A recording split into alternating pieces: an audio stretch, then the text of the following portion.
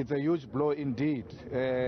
We had a huge debate with His Majesty about the land, and we had very interesting engagement on issues of the land, and we've always emphasized in the EFF that the custodians of the land, as it were now, are the kings and the chiefs, and we need to work with them to make sure that we redistribute the land and give it to our people. It must not only be given to males, it must also be given to females.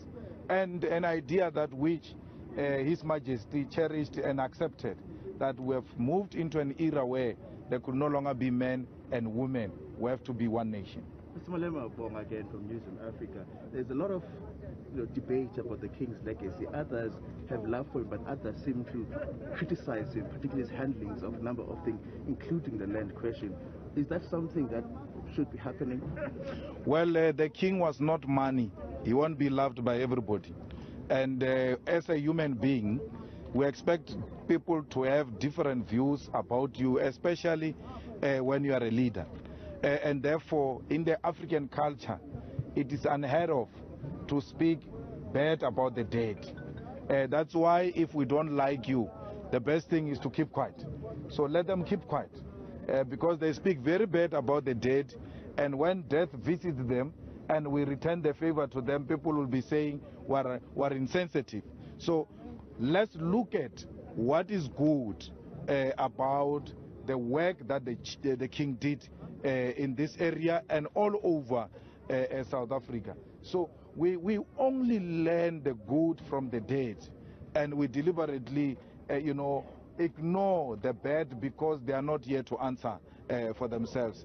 Most of these peacetime heroes, they speak very bad now, something that they couldn't do when the king was still alive. So we really have no time for cowards. If they had something to say, they should have said to him on his face. Now he can't answer for himself. In the African tradition and African culture, you don't speak bad about the dead.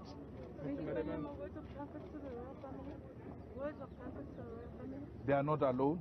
The whole Africa is with them. The diaspora is with them. We have lost a king. It's a king of all of us because of the way he carried himself. Many monarchs are no longer respected. Many monarchs are not taken serious because of simple issues of unity. So the death of the king should not serve as a source of divisions. If anything, it must be something that unites them. Mr. Malema, from how do you think the king's successor should take forward the issues that he championed and also some of the issues that he fought strongly for? One that comes to mind is the issue of the Ngonyama Trust. Well, the successor must continue with the king's legacy. The successor must continue to engage with all of us on the land question. The Ngonyama Trust question, it's a debate that we should continue to have. It's a necessary debate. We shouldn't be a nation that is scared of debating controversial issues, including issues we don't agree on. The discussion are not necessitated by the desire to kill. We engage because we must find each other.